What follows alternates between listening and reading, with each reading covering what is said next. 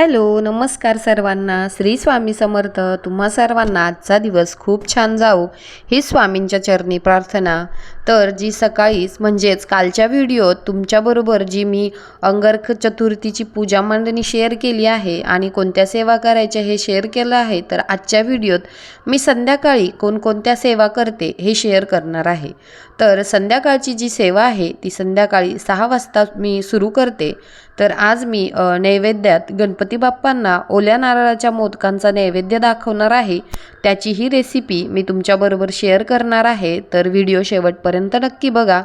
तर संध्याकाळी मी गणपती बाप्पांच्या कोणत्या कोणत्या सेवा करणार आहे. तर सर्वात आधी मी अगरबत्ती लावून गणपती बाप्पांना हळदी कुंकू अक्षदा अर्पण करून घेतल्या, दिवा लावून घेतला, धूप लावून घेतलेला आहे आणि सर्वात आधी श्री स्वामी समर्थ महाराजांची एक माळ जप करून घेतली आहे. तर इथे मी माझी जी रोजची स्वामी सेवा आहे, स्वामी चरित्र सारामृतचे मी रोजचे 3 अध्याय वाचते. तर ते अगोदर वाचून घेतले आणि त्याच्यानंतर मी गणपती बाप्पांच्या सेवेला सुरुवात केली आहे.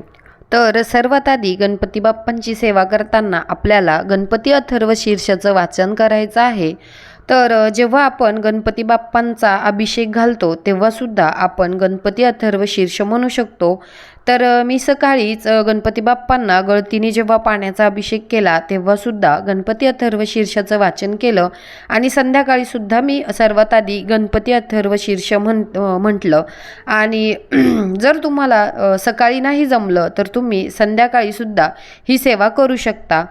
त्याचबरोबर आपल्याला गणेश स्तोत्र, त्याचबरोबर सरस्वती स्तोत्र, प्रज्ञाविवर्धन स्तोत्र, नवग्रह स्तोत्र हे सर्व मी वाचन करत असते. तर गणपती बाप्पांची सेवा करताना कुठले कुठले मंत्र स्तोत्र म्हणायचे आहे, तर आपल्याकडे जर स्वामी समर्थ केंद्रातील नित्यसेवेचं जर पुस्तक असेल तुमच्याकडे तर त्याच्यामध्ये या सर्व सेवा दिलेल्या आहेत. तर त्याच्यात बघून आपल्याला कुठल्याही देवाची सेवा करायला एकदम सोपं जातं. तर आता या पुस्तकात संस्कृत आणि प्राकृत या दोन्हींमध्ये ह्या सेवा दिलेल्या असतात.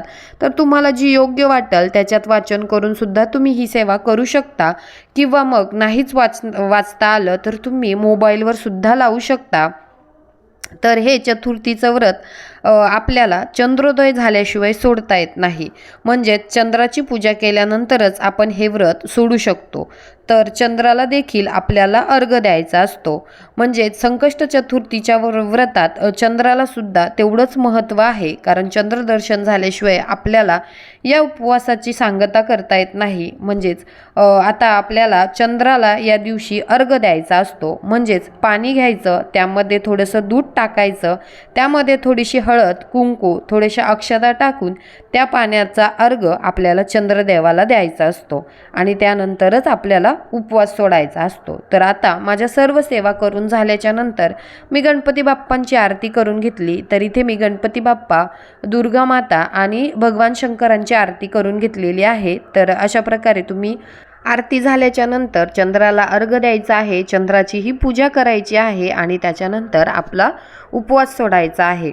तर जसं मी आधी सांगितलं तसं मी ओल्या नारळाचे इथे मोदक बनवणार आहे. तर झालं असं की जे खोबरं वगैरे किसलेलं होतं का त्याचं जे प्रमाण होतं ते दाखवायचा जो व्हिडिओ होता, तर फोनचं स्टोरेज फुल झाल्यामुळे तो काही शूटच झाला नाही.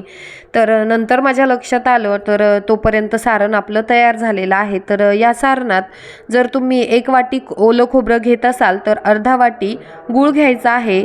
ड्रायफ्रूट्स आपल्या आवडीनुसार घालायचे आहेत. तर इथे मी ड्रायफ्रूट्स, खसखस, अर्धा वाटी गूळ, 1 वाटी ओलं खोबरं आणि तूप, अर्धा चमचा तूप घातलेला आहे आणि गूळ वितळेपर्यंतच हे सारण मी परतवून घेतलेलं आहे. तर हे सारण आपल्याला एकदम असं थंड करून घ्यायचं आहे. तर मोदकाचं पीठ मळण्याच्या अगोदरच आपल्याला हे सारणाची तयारी करून घ्यायची आहे आणि त्याच्यानंतर आपल्याला मोदकांसाठी पीठ मळून घ्यायचं आहे. तर इथे मी गव्हाचं पीठ घेतलेलं आहे. तर आता तुम्ही म्हणाल की पीठ चाळून नाही घेतलं, तर मी जेव्हा पीठ दळून आणते तेव्हाच एकदाच सर्व पीठ चाळून ठेवते.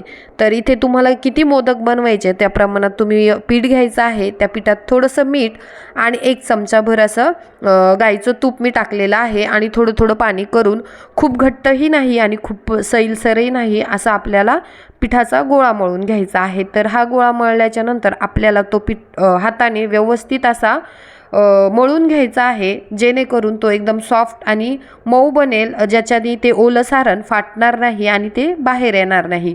तर बघा अशा प्रकारे पीठ मळून घ्यायचं आहे. तर हे पीठ आपण पुरणपोळीला जसं पीठ भिजवतो त्याप्रमाणे पीठ भिजवायचं आहे, म्हणजे जेणेकरून आपले जे मोदक आहेत ते खुसखुशीत बनतात. तर बघा इथे मी तुपाचा हात लावलेला आहे आणि पिठाला वरतून सर्व तूप लावून घेतलेलं आहे. आणि आता हे पीठ आपल्याला 10 ते 15 मिनटं असंच भिजू द्यायचं आहे.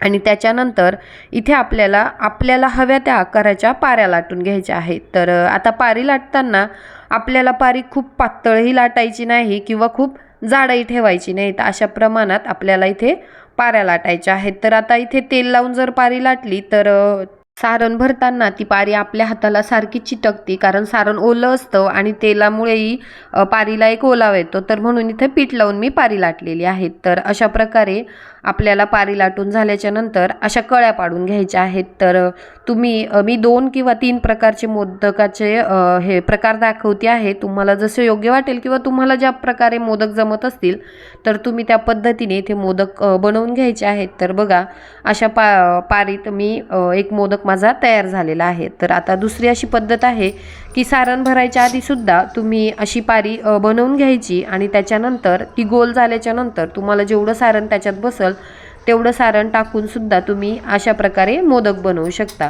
तर बघा अशी पारी लाटून झालेली आहे आणि याच्यात 1.5 चमचा असं मी सारण टाकलेलं आहे. तर आता सारण भरताना मोदक फुल भरेल असं सारण टाका, म्हणजे मोदकाला बुडबुडे किंवा फोड येत नाही आणि मोदकातलं सारण एक साईडला होत नाही. तर बघा माझे सर्व मोदक इथे करून झालेले आहे. तर मोदक तळताना तेल जे आहे ते एकदम असं कडकडीत गरम नसावं आणि मोदक आपल्याला मंद आचेवरच तळायचे आहे. तर मोदक जर आपण जोरात मोठ्या गॅसवर जर तळले तर ते फक्त वरतून लाल होता, ते खुसखुशीत होत नाही आणि नंतर ते अर्धा 1 तासाने नरम पडतात. म्हणून मग मोदक आपल्याला एकदम मंद आचेवर आणि खुसखुशीत असे तळून घ्यायचे आहेत. तर इथे बघा मी सर्व मोदक व्यवस्थित तळून घेते. तर बघा असे आपल्याला एकदम खरपूस असे मोदक तळून घ्यायचे आहे आणि असेच एक एक करून मी सर्व मोदक तळून घेते. तर मोदकांना रंग बघा किती छान आलेला आहे.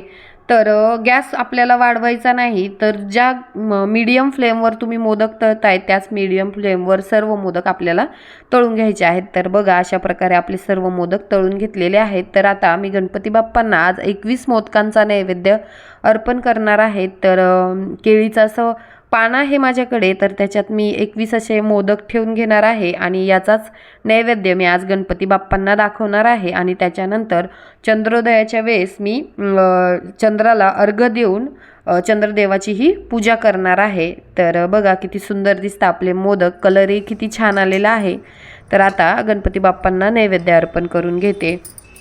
तर कसा वाटला तुम्हाला आजचा व्हिडिओ मला कमेंट करून नक्की सांगा. भेटूया पुढच्याच अशा एका नवीन व्हिडिओमध्ये. तोपर्यंत सर्वांना श्री स्वामी समर्थ.